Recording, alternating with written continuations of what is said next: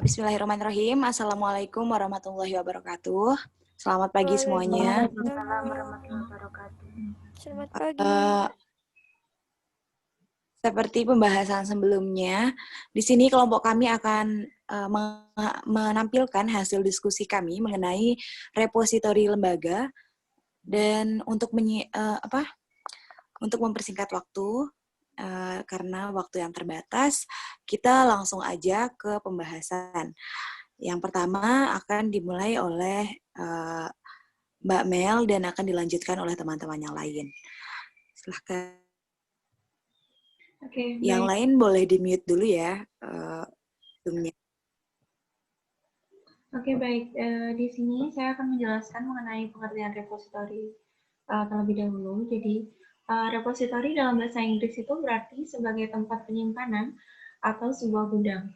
Jadi, repositori dapat diartikan semacam gudang data, sumber ilmu pengetahuan, dan informasi yang sudah diupload melalui web. Biasanya bentuknya ini sangat fleksibel, dapat berbentuk DVD maupun server online. Jadi kesimpulannya, yaitu repositori merupakan tempat untuk menyimpan serta menyebarluaskan informasi secara digital dari suatu lembaga itu sendiri. Berikutnya.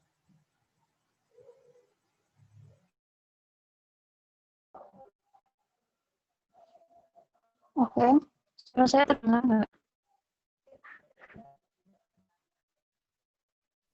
Dengar. Oke, next Mbak.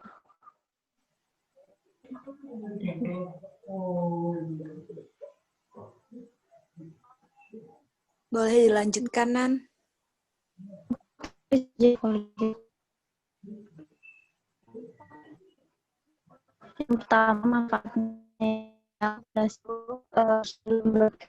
repositori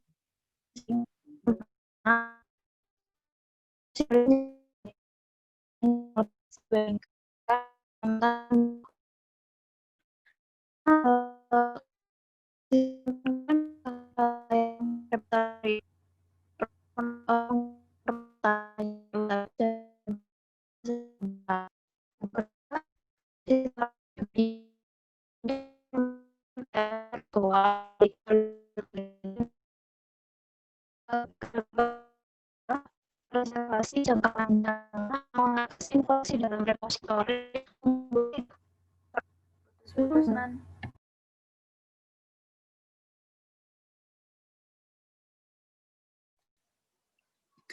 Mohon maaf teman-teman, mungkin ada gangguan jaringan di tempat Nanda.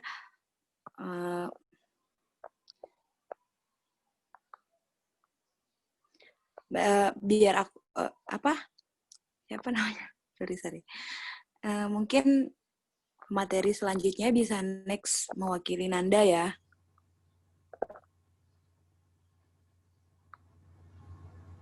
Milu boleh gantiin Nanda dulu ya. Oke, tak baca nih.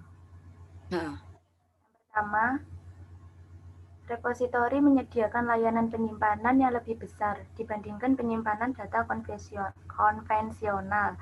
Terus yang kedua, repositori juga bisa menjadi alat untuk melestarikan kekayaan intelektual yang dimiliki oleh suatu instansi akademik maupun instansi lembaga. Terus yang ketiga, repositori juga digunakan untuk mengelola karya ilmiah untuk instansi akademik seperti universitas. Selanjutnya, repositori juga digunakan untuk mengumpulkan segala konten dari institusi yang diintegrasikan secara digital, sehingga memberikan kemudahan saat ingin menggunakan kembali konten yang telah disimpan. Next.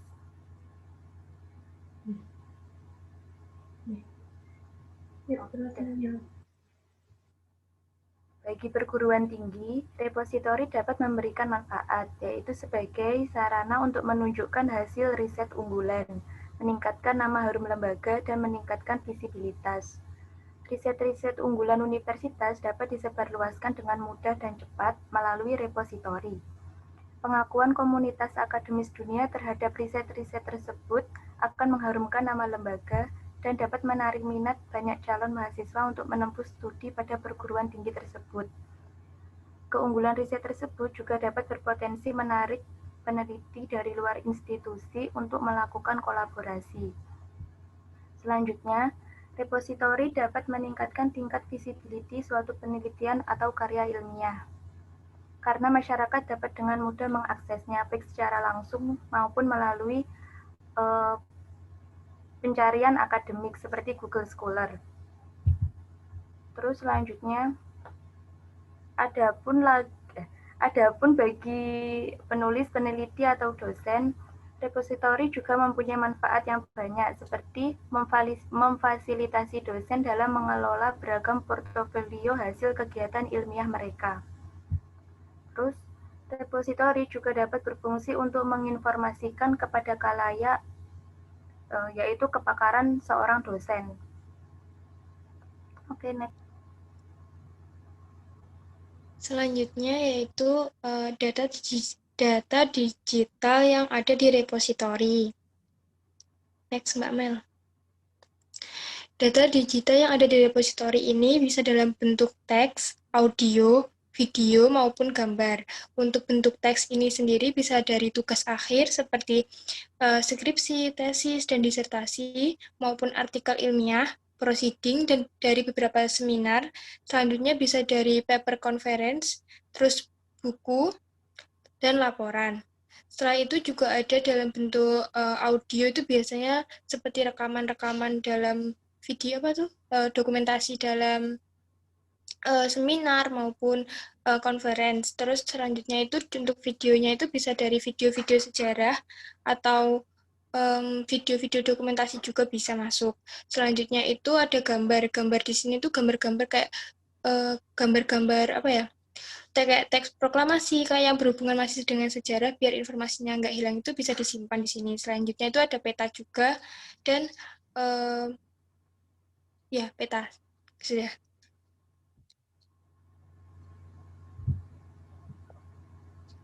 Baik teman-teman, itu tadi penjelasan dari hasil diskusi mengenai repositori dari kelompok kami. Mungkin ada yang mau bertanya?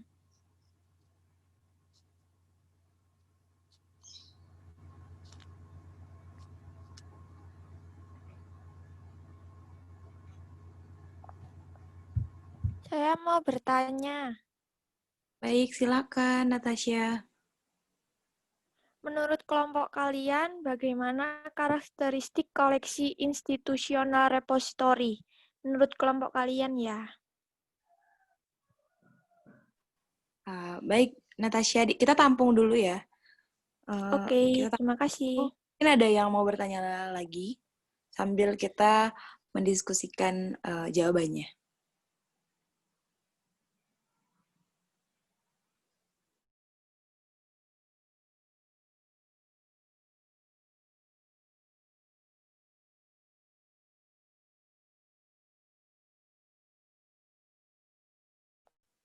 Gimana teman-teman, audiens?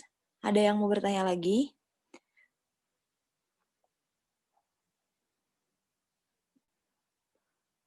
Kalau gitu, ini udah bisa dijawab, teman-teman? Mbak Mel udah bisa dijawab? Oke, bisa. Oke.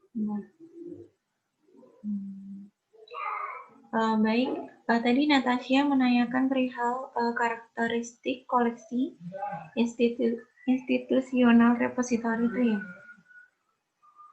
Iya. Oke. Di sini kami akan menjelaskan.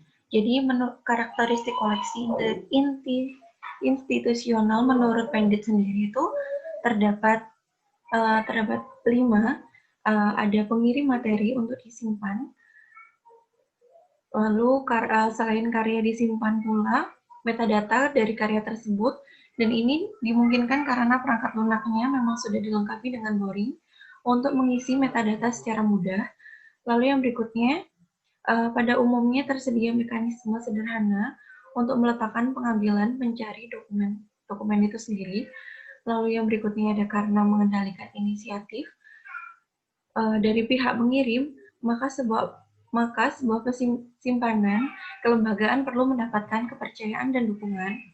Lalu yang terakhir, karakteristik setiap simpanan kelembagaan tentu saja sangat ditentukan oleh lembaga tempatnya berada. Selain oleh jenis koleksinya, yang terutama merupakan hasil penelitiannya itu sendiri. Seperti itu. Bagaimana, Natasha? Bagaimana Natasha? Apa udah jelas? Apa kurang? Oke, sudah sangat jelas. Terima kasih atas jawabannya. Sama. Mungkin teman-teman lain ada yang mau nanya?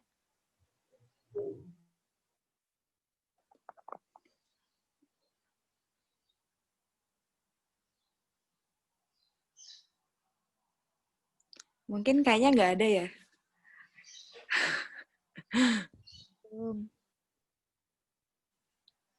Berarti udah jelas semua ya teman-teman. Boleh dinyalain mic-nya untuk jawab aja. Sudah jelas. Iya, sudah. Terima kasih banyak penjelasannya. Baik kalau gitu dari kelompok kami cukup sampai di sini. Mohon maaf apabila ada kekurangan dan terima kasih atas waktunya. Wassalamualaikum warahmatullahi wabarakatuh. Waalaikumsalam warahmatullahi wabarakatuh. Terima kasih. Terima kasih semuanya.